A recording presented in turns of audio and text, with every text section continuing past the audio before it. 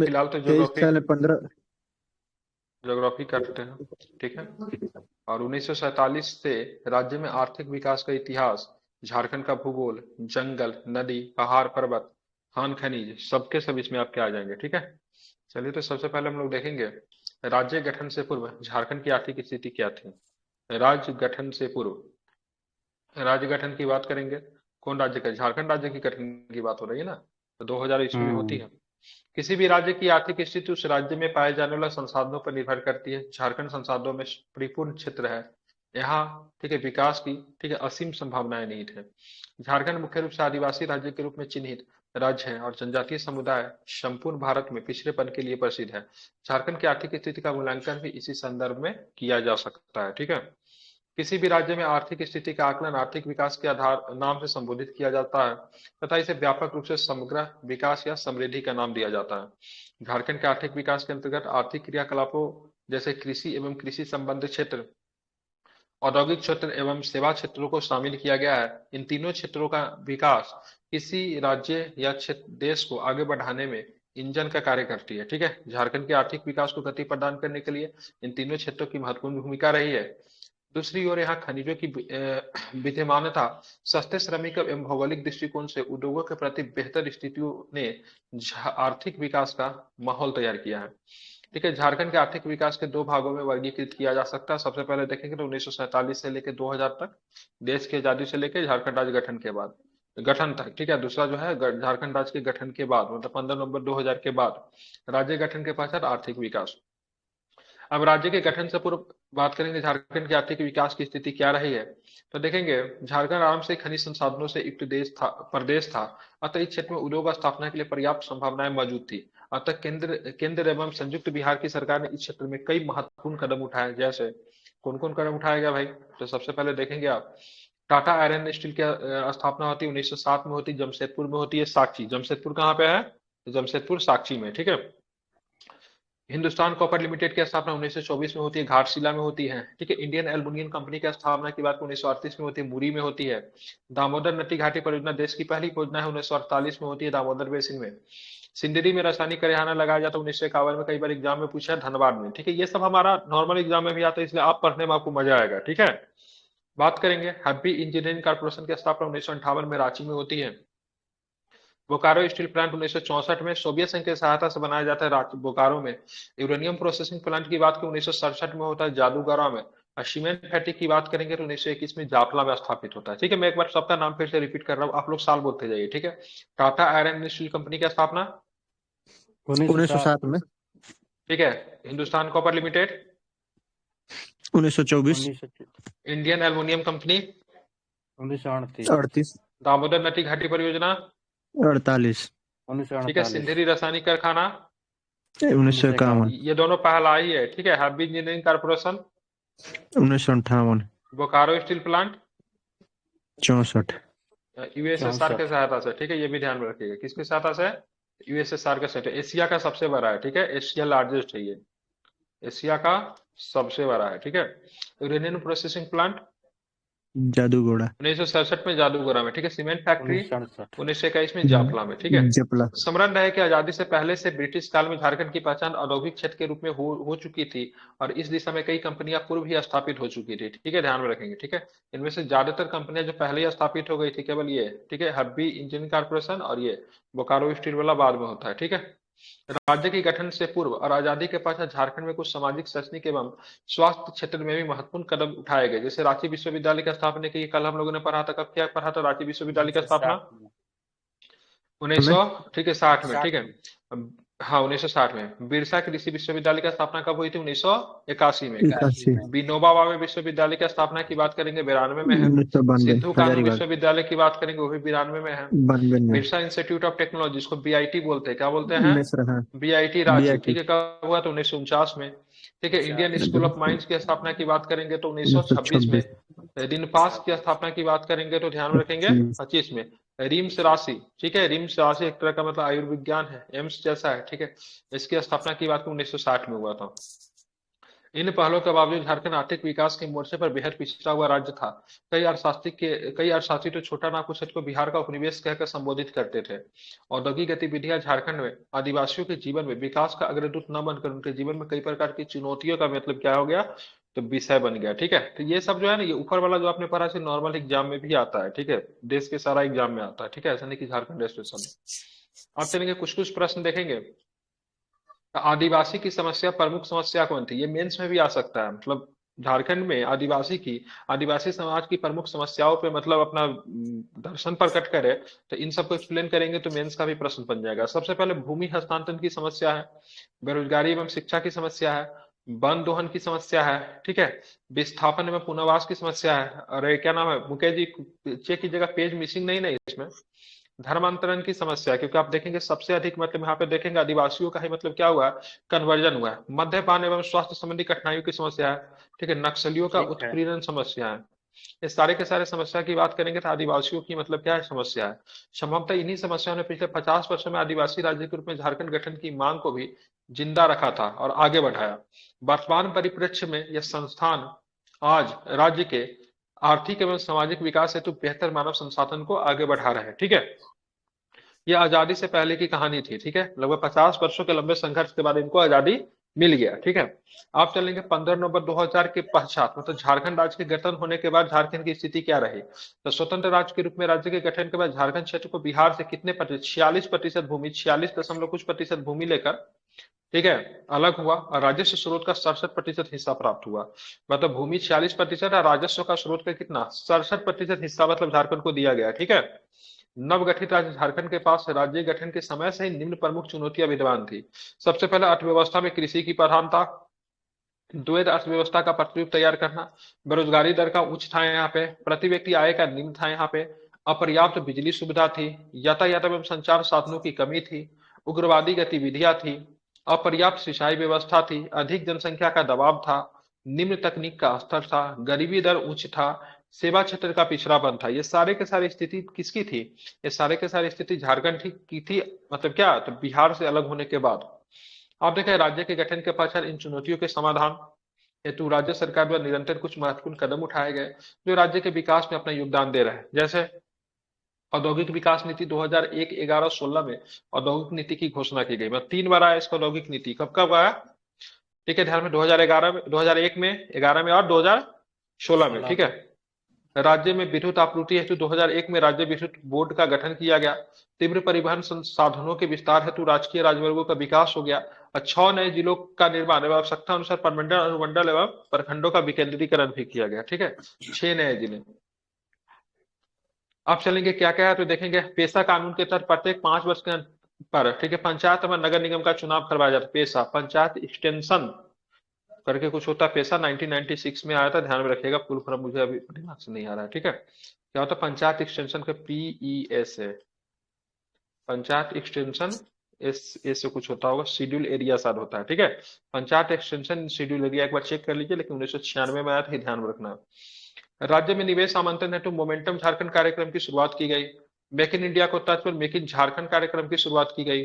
वर्तमान सरकार का लक्ष्य 2025 तक झारखंड को स्टील हब ऑफ इंडिया बनाने का है एवं उत्पादन क्षमता को 25 मिलियन टन ले जाने का लक्ष्य रखा गया है। ठीक है, 2000 सरकार द्वारा 2016 में औद्योगिक नीति को व्यापक प्रदान की गई। 2001, 2011, 2016 में के तहत प्रोत्साहन, निर्यात प्रोत्साहन, फिल्म सिटी, पर्यटन विकास, फूड प्रसंस्करण, औद्योगिक पार्क आदि का विकास किया गया।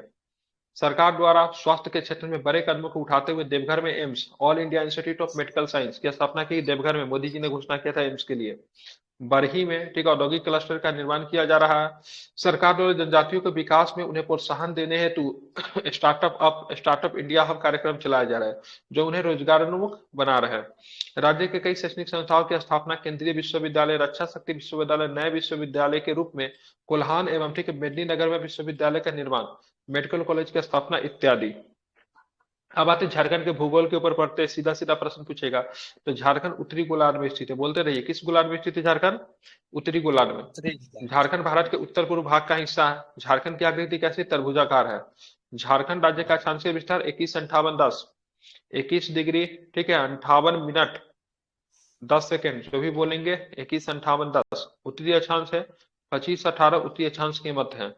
झारखंड का देशांतरीय 83-19-50 पूर्वी देशांतर से 87-57 पूर्वी देशांतर के मध्य है। ठीक है। झारखंड के उत्तर से दक्षिण की लंबाई कितनी है? 380 किलोमीटर। याद रखिए, झारखंड के उत्तर से दक्षिण 380 किलोमीटर। ठीक है। अब चलेंगे पूरब से पश्चिम की लंबाई की बात करेंगे तो 463 है। ठीक है। झारखंड राज्य का क्षेत्र कितना है?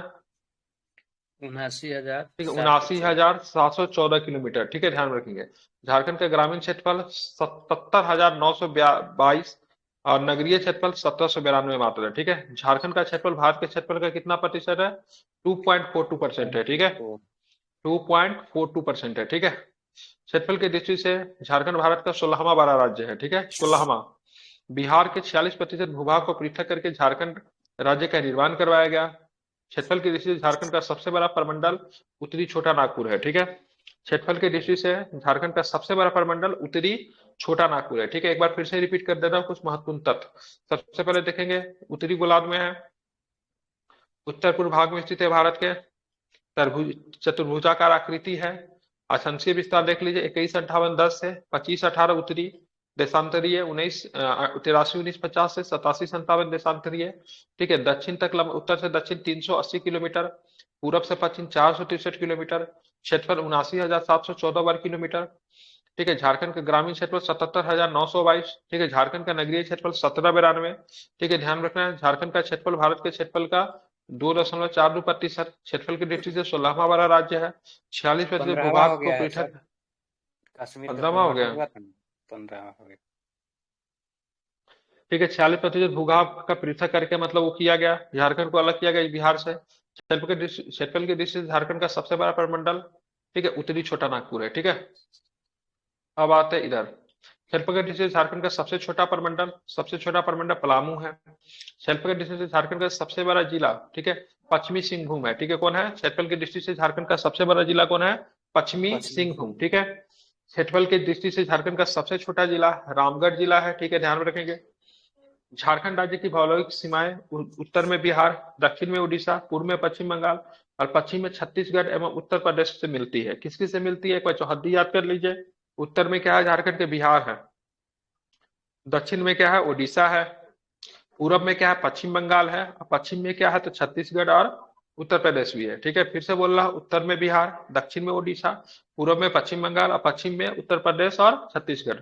झारखंड भारत के 5 राज्यों का स्पर्श करता है। कौन कौन राज्य का स्पर्श करता है? बिहार को भाई, उड़ीसा को, पश्चिम बंगाल को, छत्तीसगढ़ को और उत्तर प्रदेश को झारखंड क्या करता है? स्पर्श करता है। ठीक है। झारखंड की सबसे लंबी सीमा बिहार राज्य के साथ लगी हुई है, ये भी ध्यान में रखना है। झारखंड के कुल कितने जिले बिहार को मतलब स्पर्श करती है? 10 जिले करती है। कितने जिले करती है? 10 जिले। ठीक है, ध्यान रखेंगे। झारखंड का पलामू, चतरा, कोडरमा जिला बिहार को स्पर्श करता है। पलामू, चतरा, कोडरमा इत्यादि, मतलब और भी बहुत सारे जिला है जो कि मतलब क्या करता है? बिहार को स्पर्श करता है। ठीक है, टोटल कितने जिले? तो 10 जिले। कोडरमा जिला नवादा जिलों का स्पर्श करता है। झारखंड का एकमात्र गढ़वा जिला उत्तर प्रदेश को स्पर्श करता है। इंपॉर्टेंट है, ध्यान रखिएगा। झारखंड का मात्र एक ही जिला जो गढ़वा जो है किसे टच करता है? उत्तर प्रदेश के। झारखंड के कुल 4 जिले छत्तीसगढ़ की सीमा को स्पर्श करता है। कौन कौन है? गढ़वा, लातेहार, गुमला तथा सिमडेगा। किसे किसे टच करेंगे ये? गढ़वा, लातेहार, गुमला और सिमडेगा। तो ध्यान में छत्तीसगढ़ को। ठीक है। झारखंड के 4 जिले उड़ीसा को स्पर्श करते हैं। झारखंड राज्य अपनी दक्षिणी सीमा उड़ीसा राज्य के साथ क्या करता है? बांटता है। झारखंड के कुल 10 जिले पश्चिम बंगाल को स्पर्श करते हैं। ठीक है, पश्चिम बंगाल को 10 और बिहार को भी 10। पश्चिम बंगाल से साहेबगंज, पाकुर, दुमका, जामतारा, धनबाद, बोकारो, रामगढ़, रांची, ठीक है, सरायकेला, खरसावा, पूर्वी सिंहभूम लगे हुए जिले हैं। ठीक है, पश्चिम बंगाल से कौन कौन सा जिला लगा हुआ है? तो साहेबगंज, पाकुर, दुमका, जामतारा, धनबाद, बोकारो, रामगढ़, रांची, सरायकेला, खरसावा, ठीक है, पूर्वी सिंहभूम, ये सारे के सारे जिले किससे लगे? 10 जिला लगे हुए झारखंड के पश्चिम, 10 जिला झारखंड के पश्चिम बंगाल, 4 जिला उड़ीसा के साथ, 4 जिला छत्तीसगढ़ के साथ, 10 जिला की बात करें किसके साथ? 10 जिला बिहार के साथ, मात्र एक जिला उत्तर प्रदेश के साथ। उत्तर प्रदेश के साथ कौन सा जिला लगेगा? क्या बताएंगे? गढ़वा जिला लगेगा उत्तर प्रदेश के साथ। ठीक है, अब आते हैं भौतिक विभाजन के ऊपर आते हैं। तो छोटा नागपुर का पठार प्रायद्वीपीय पठार का भाग है। किसका पठार है? छोटा नागपुर का पठार प्रायद्वीपीय पठार का भाग है। छोटा नागपुर का पठार प्रायद्वीपीय पठार के उत्तर पूर्व भाग में स्थित है। छोटा नागपुर के पठार की चट्टानें क्रिस्टलीय एवं कांतित है। छोटा नागपुर पठार की रचना लावा चट्टानों से हुई। कैसे हुई है? तो लावा चट्टानों से हुई, ठीक है। छोटा नागपुर का पठार राज्य के कुल भूभाग का 47.8% इंपोर्टेंट है, ध्यान रखिए। लगभग आधे, अप्रोक्स आधा है। कितना है? 47.8%। छोटा नागपुर के वर्तमान धरातल का निर्माण ग्रेनाइट एवं नीच चट्टानों से हुआ है। किससे हुआ है? छोटा नागपुर के वर्तमान धरातल का निर्माण किससे हुआ है? ग्रेनाइट एवं नीच के चट्टानों से हुआ है, ठीक है। छोटा नागपुर पठार एक समप्राय भूमि है। छोटा नागपुर का पठार खनिजों का गोदाम घर कहा जाता है। क्या बोलते हैं इसको? छोटा नागपुर के पठार को खनिजों का क्या बोलते हैं? गोदाम घर कहते हैं, ठीक है। झारखंड का सबसे ऊंचा भूभाग अगर पूछेगा तो भूभाग पाट से पारसनाथ की पहाड़ी को छोड़कर, ठीक है। झारखंड का सबसे ऊंचा भूभाग पाट क्षेत्र छोटा नागपुर पारसनाथ की पठारी को छोड़कर, ठीक है। पाट क्षेत्र का औसत ऊंचाई कितना होता है? 9 से लेकर, ठीक है, क्या होता है? 1100 मीटर होता है, ठीक है। मतलब पठार है, कहने का मतलब है। पाट क्षेत्र का विस्तार लहतार, लोहरदगा, गुमला जिलों में है। रांची के पठार के औसत ऊंचाई की बात करेंगे तो 600 मीटर है। रांची में हजारीबाग के पठार को दामोदर नदी एक दूसरे से अलग करती है, इंपोर्टेंट रखिएगा, ठीक है। रांची और हजारीबाग के पठार को कौन सी नदी एक दूसरे से अलग करती है? तो क्या बताएंगे? दामोदर। दामोदर नदी एक दूसरे से अलग करती है, ठीक है। आगे आते हैं, ठीक है। रांची में हजारीबाग के पठार के किनारे अवस्थित बाह पठार निम्न पठार की औसत ऊंचाई कितनी है? तो 300 से लेके 450 मीटर। चाईबासा का मैदान का औसत ऊंचाई की बात करेंगे 150 मीटर है। झारखंड की सबसे नूतन भौतिक संरचना जो है राजमहल ट्रैप है, ठीक है। क्या है? राजमहल ट्रैप जो है झारखंड का सबसे नवीनतम भौतिक रचना है। राजमहल ट्रैप, ठीक है। राजमहल ट्रैप झारखंड के उत्तर पूर्वी भाग में स्थित है। राजमहल ट्रैप की बात करेंगे औसत ऊंचाई 150 से 300 मीटर है। राजमहल ट्रैप बेसाल्ट चट्टानों से निर्मित है। झारखंड का सर्वोच्च शिखर की बात करेंगे तो क्या बताएंगे? पारसनाथ। क्या बताएंगे? झारखंड के सर्वोच्च शिखर पारसनाथ। झारखंड के सर्वोच्च शिखर पारसनाथ समुद्र तल से ऊंचाई कितनी है? 1365 मीटर है, इंपोर्टेंट है, ध्यान में रखेंगे। झारखंड के पारसनाथ की ऊंचाई कितनी है समुद्र तल से? 1365। कितना है? 13 पचे 65, याद रहेगा, दिक्कत नहीं, भूलेंगे नहीं। 13 इंटू 5 65, 1365, ठीक है। पारसनाथ की पहाड़ी गिरिडीह की पहाड़ का हिस्सा। पारसनाथ की पहाड़ी किसका हिस्सा है? तो गिरिडीह का पहाड़ का हिस्सा है, ठीक है, ध्यान रखेंगे। पारसनाथ की पहाड़ी गिरिडीह जिला में अवस्थित है, ध्यान में रखेंगे। झारखंड की द्वितीय सर्वोच्च शिखर की बात करेंगे सरवत। सरवत पहाड़ी गढ़वा जिला में स्थित है। कहाँ पे है सरवत पहाड़ी? तो गढ़वा जिला में है, ठीक है। सारंड की पहाड़ी एवं, ठीक है, बीर मित्रपुर की पहाड़ी सिंहभूम पठार के दक्षिण में स्थित है। सारंडा की पहाड़ी एवं बीर मित्रपुर की पहाड़ी सिंहभूम पठार के दक्षिण में स्थित है। पोराहाट की पहाड़ी रांची पठार तथा सिंहभूम पठार के मध्य में स्थित है। पोराहाट की पहाड़ी रांची पठार तथा सिंहभूम पठार के मध्य में स्थित है। लोहरदगा की पहाड़ी रांची के पठार के पश्चिम भाग में स्थित है। लोहरदगा की पहाड़ी। झारखंड में सर्वाधिक आर्कियन सेल समूह पाया जाता है। कौन सा सेल समूह? आर्कियन सेल समूह सर्वाधिक पाया जाता है, ठीक है। तो झारखंड के भूमि के बारे में हम लोगों ने देखा। अब चलते झारखंड की जलवायु। तो झारखंड की जलवायु उष्णकटिबंधीय मानसूनी है। कैसी जलवायु है झारखंड की? उष्णकटिबंधीय मानसूनी। झारखंड में मानसून का प्रवेश 10 जून से होता है। झारखंड में वर्षा दक्षिण पश्चिम मानसून से होता है। झारखंड में मानसून मध्य अक्टूबर में लौटता है। झारखंड में शीतकालीन वर्षा भूमध्य सागर की ओर से आने वाले चक्रवातों के कारण होता है। झारखंड में औसत वर्षा 140 सेंटीमीटर होती है। झारखंड में सर्वाधिक गर्मी जमशेदपुर में पड़ती है। कहाँ पे पड़ती है सर्वाधिक गर्मी? जमशेदपुर में पड़ती है, ठीक है। वर्ष 2017 में झारखंड का पलामू जिला देश का तीसरा सबसे गर्म जिला था। वर्ष 2017 में झारखंड का पलामू जिला देश का तीसरा सबसे मतलब गर्म जिला था। कोपेन के जलवायु वर्गीकरण के अनुसार झारखंड का अधिकांश क्षेत्र जो है CWG में, ठीक है, और IW में, ठीक, IW बोलते हैं ना, CWG और IW विभाग में आता है। CWG याद रखिएगा। थॉर्नवेट ने जलवायु विभाजन को झारखंड का अधिकांश क्षेत्र CAW में विभाजित किया। थॉर्नवेट ने CAW और कोपेन ने CWG, ठीक है। त्रिवार्था के जलवायु विभाजन में झारखंड का अधिकांश क्षेत्र CAW एवं W विभाग में शामिल है। झारखंड में वर्षा का मुख्य स्रोत मानसून की बंगाल की खाड़ी की शाखा है। झारखंड के नेत्रघाट पठार क्षेत्र में सर्वाधिक वर्षा होती है। कहाँ पे होते हैं? नेत्रघाट में सर्वाधिक वर्षा होती है। झारखंड में औसत वार्षिक तापमान कितना होता है? ज्यादा नहीं ज्यादा 25 डिग्री सेल्सियस के आसपास रहता है, ठीक है। अब आते हैं झारखंड में वन संसाधन को देखेंगे। तो झारखंड में कुल वन क्षेत्र कितना? 23,478, ठीक है, 23,478 वर्ग किलोमीटर पे है। झारखंड में कुल क्षेत्रफल में वनों का प्रतिशत ठीक ठाक है। वैसे 33% भूमि पे होना चाहिए, लेकिन अप्रॉक्स में है, ठीक है। कितना? 29.45% पे, 29.5% कह लीजिए। भारत 29.76 है। वाला में हो गया होगा, ठीक है। भारत में कुल वन का लगभग 3.4% आपको झारखंड में मिलेगा। झारखंड में प्रति व्यक्ति वन की बात करें 0.8 हेक्टेयर है। झारखंड के कुल वनों का, ठीक है, 81.27% क्या संरक्षित प्रोटेक्टेड फॉरेस्ट है। झारखंड के कुल वनों का 18.58% आरक्षित रिजर्व फॉरेस्ट है और झारखंड में कुल वनों का 0.14% अवर्गीकृत वन है। झारखंड का सर्वाधिक वन क्षेत्र वाला जिला चतरा, ठीक है, प्रतिष्ठा के दृष्टि से चतरा है, मतलब सबसे अधिक वन क्षेत्र प्रतिशत में कहाँ पे, चतरा में है।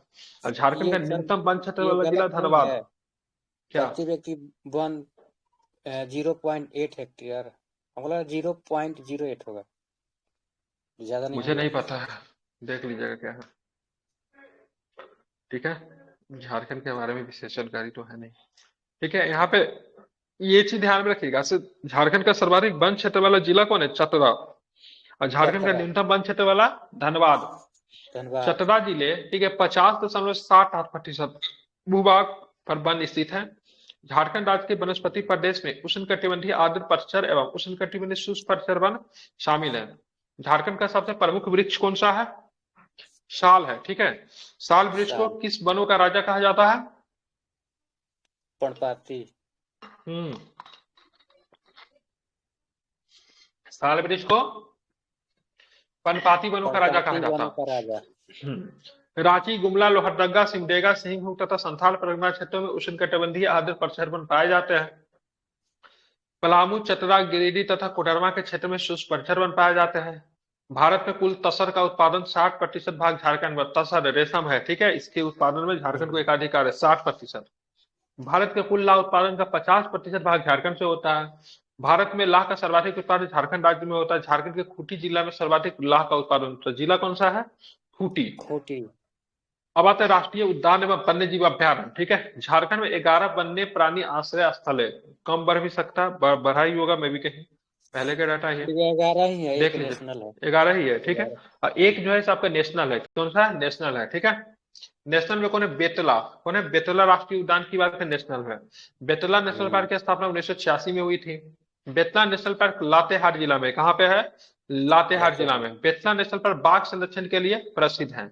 बेतला का संक्षिप्त रूप क्या है, B for bison, E for elephant, T for tiger, L for leopard और ए फॉर क्या होगा, एक्सिस एक्सिस। क्या है, तो मतलब ये बेतला में आपने फुल फॉर्म देख लिया, बायसन, एलिफेंट, टाइगर, लेपर्ड और एक्सिस एक्सिस, ठीक है।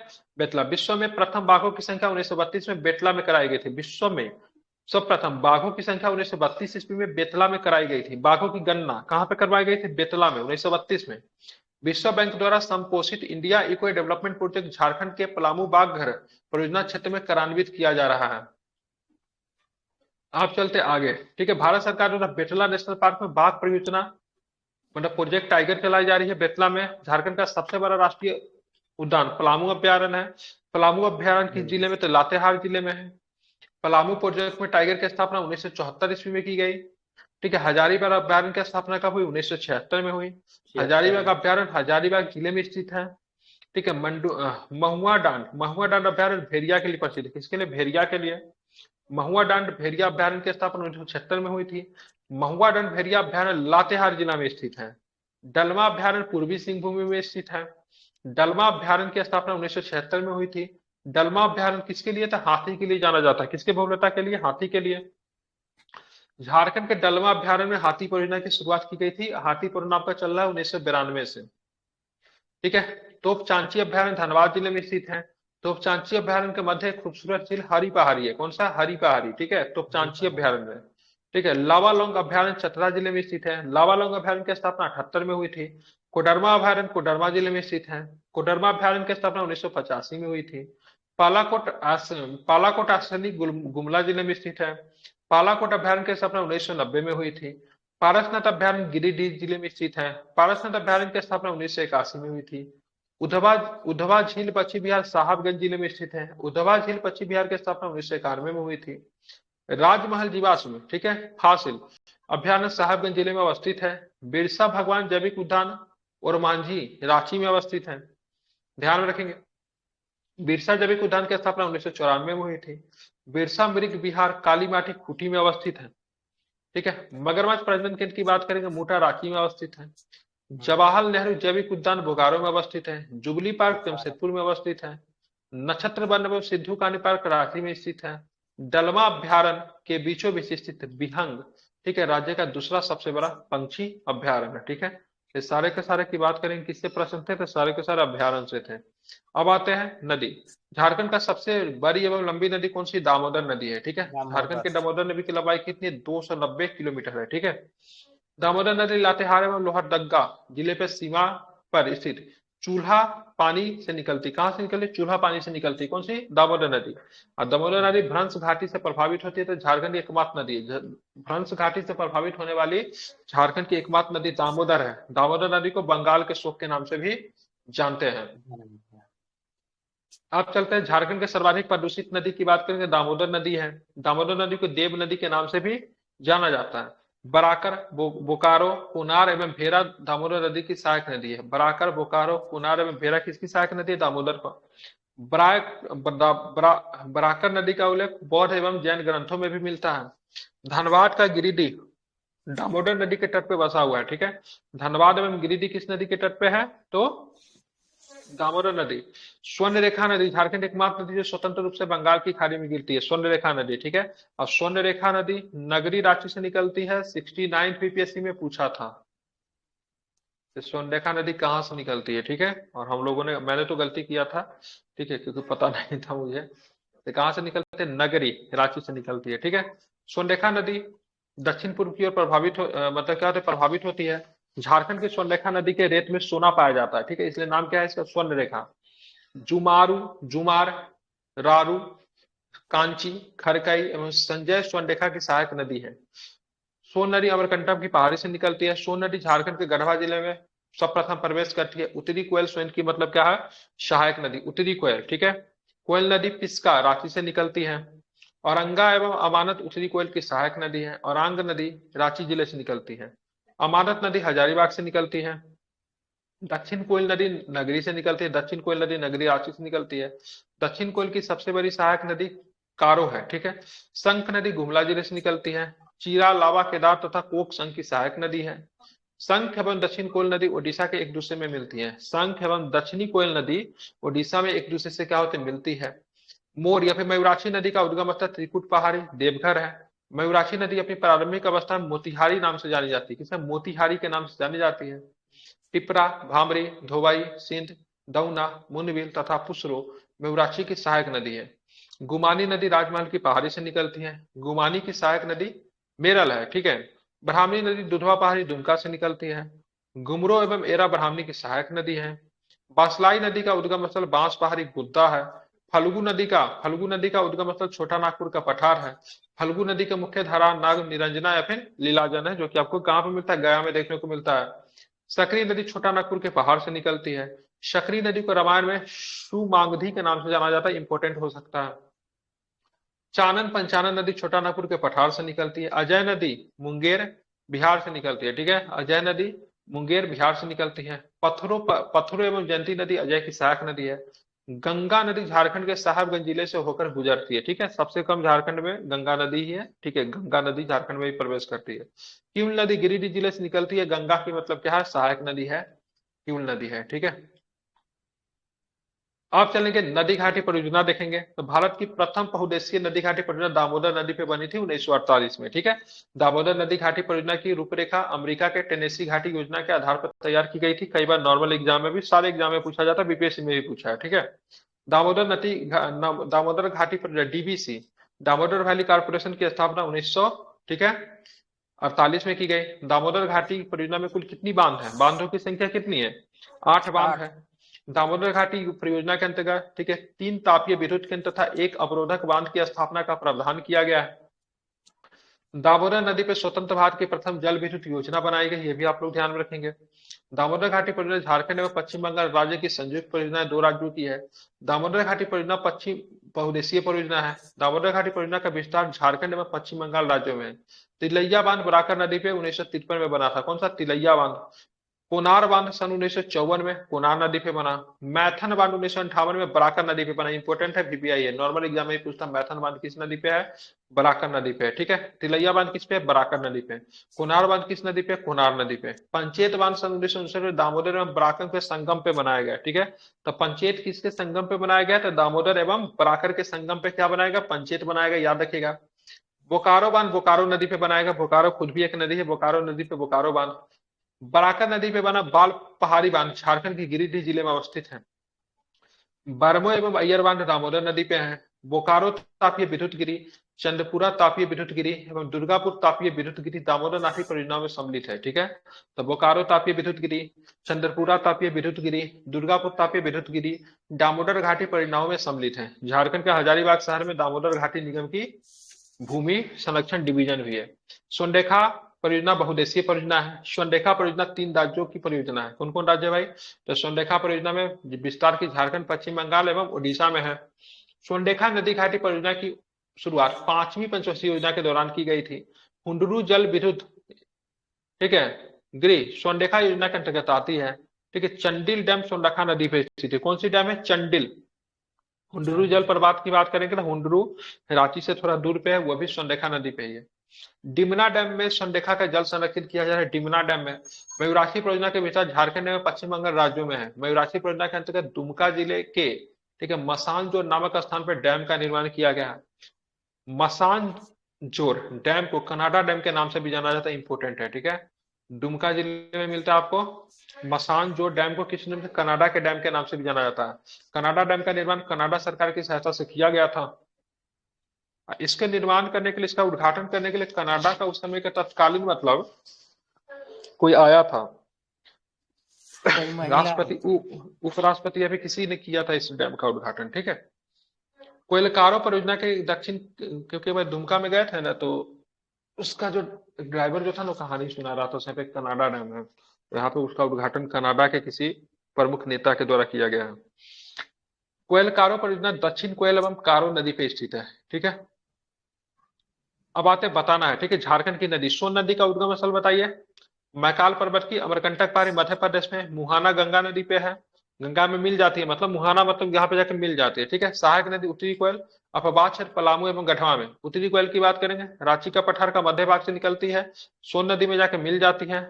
सहायक नदी औरांग एवं अमानत, अपवाद क्षेत्र गढ़वा, पलामू, लातेहार। पुनपुन नदी की बात करेंगे, पलामू से निकलती है, मुहाना गंगा में मिल जाती है। दर्धा एवं मनोहर की बात करेंगे, पुनपुन नदी की सहायक नदी है। अपवाद क्षेत्र की बात करें, चतरा, औरंगाबाद, गया, पटना है। ठीक है, उपनाम के नाम से कीकट, कीकट या फिर बामागदी के नाम से जानते हैं पुनपुन है। ठीक है, फल्गु नदी की बात करेंगे, छोटा नागपुर पठार का उत्तरी भाग है। ठीक है, मुहाना की बात करें पुनपुन में मिलती है। सहायक नदी है निरंजना, जिसको लीलाजन एवं मोहना के नाम से जानी जाती है। उपनाम की बात करेंगे, अंत सलीला। विशेषता यहाँ पितृपक्ष के समय स्नान एवं पिंडदान हेतु लोग आते हैं गया में। ठीक है, सकरी नदी की बात करेंगे, उत्तरी छोटा नागपुर का पठार है। गंगा का ताल क्षेत्र मुहाना है।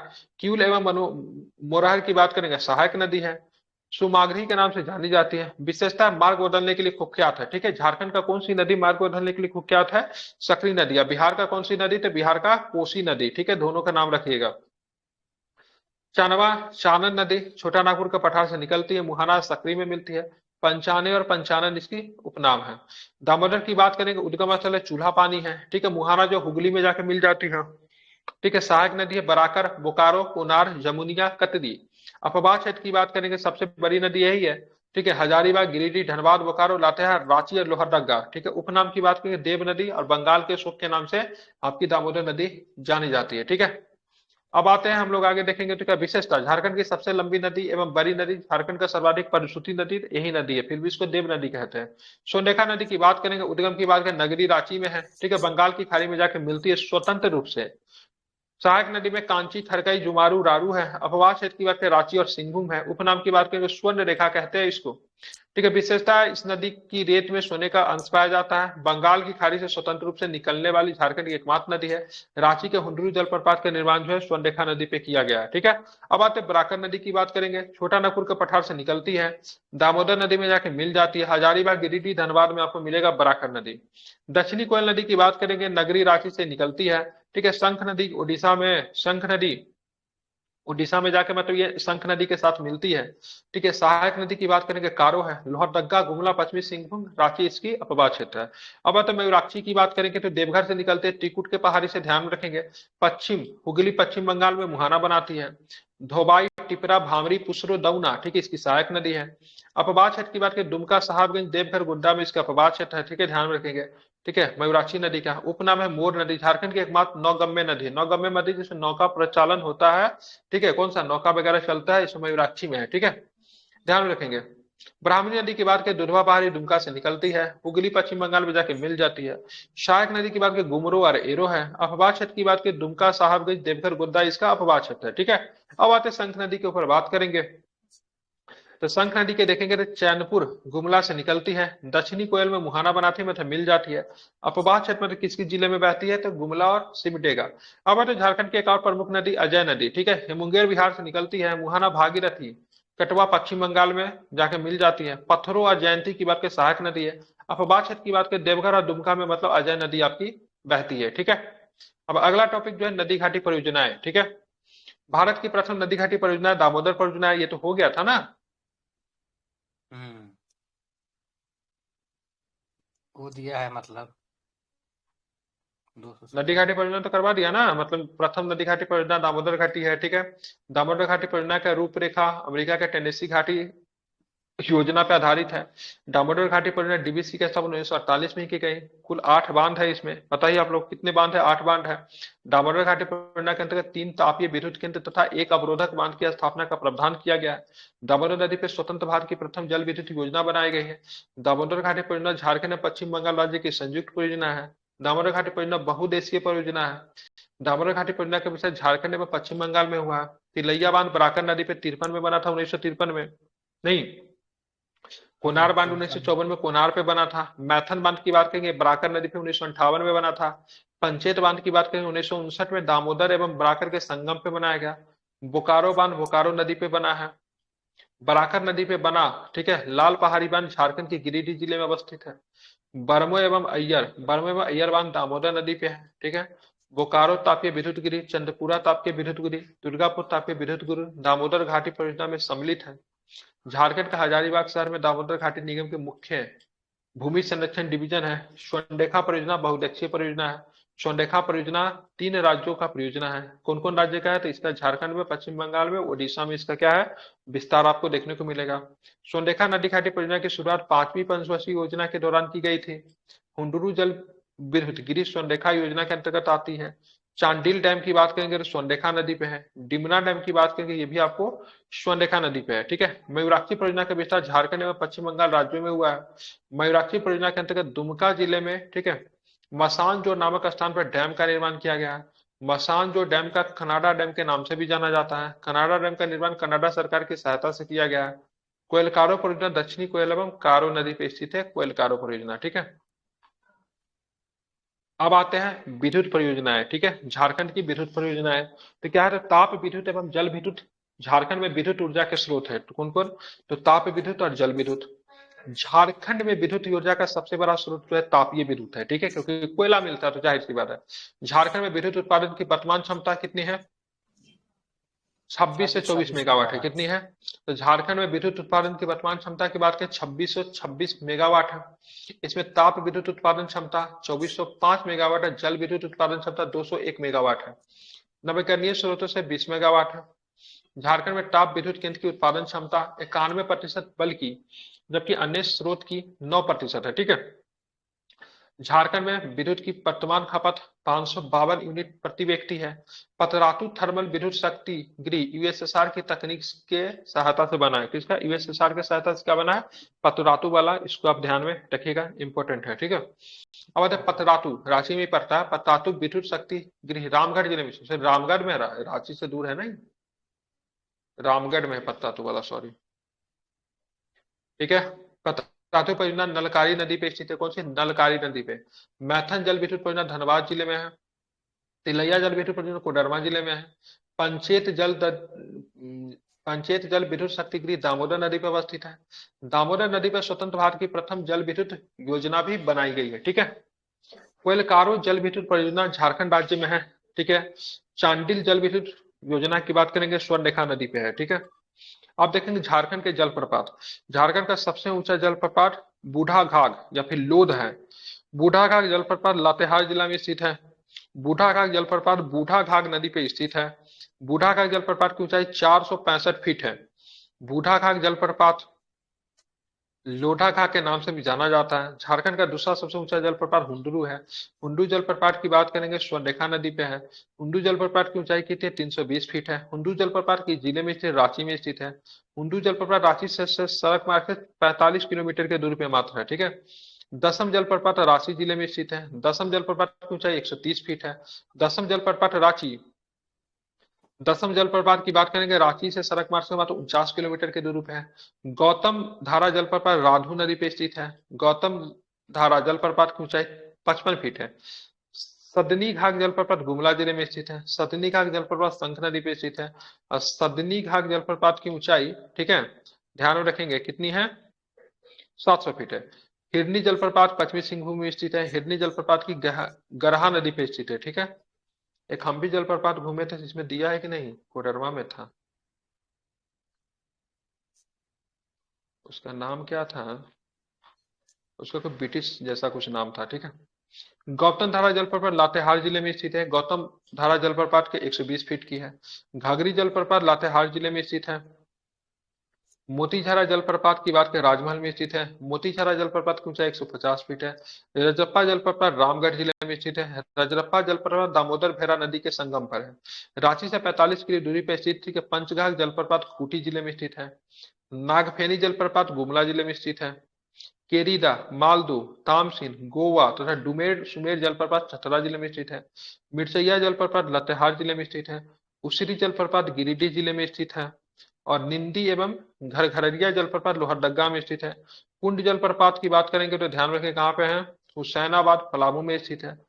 कोलाघाट जलप्रपात सिमडेगा में स्थित है। जलप्रपात बहुत है झारखंड में। बोकारो जलप्रपात हजारीबाग जिले में स्थित है, ठीक है। गुरसेंधु, हेसा सातु, पुखलदरी, बरचौरा एवं गुंगा मंच जलप्रपात गढ़वा जिले में स्थित है।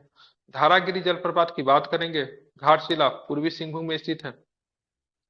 सोनुआ जलप्रपात रांची जिले में स्थित है, ठीक है। लुपू गंटू जलप्रपात पश्चिमी सिंहभूम में स्थित है। प्रेम घाट एवं शेरका जलप्रपात की बात गुमला जिले में स्थित है, ठीक है। मुनिडी मुनिडी भटिंडा जलप्रपात धनबाद जिले में स्थित है। झारखंड का सर्वाधिक जलप्रपात रांची जिले में मिलते हैं। झारखंड में सर्वाधिक जलप्रपात कहाँ है? रांची जिला में। अब सेम सेम वही प्रश्न है, उसी को रिपीट किया है, इसको करवा दूं। देखिए बुधा घाट लातेहार में सबसे ऊंचा है ये, कितना है? 143 मीटर है, ठीक है। ध्यान रखिए सबसे ऊंचा है, 465 फीट समथिंग था।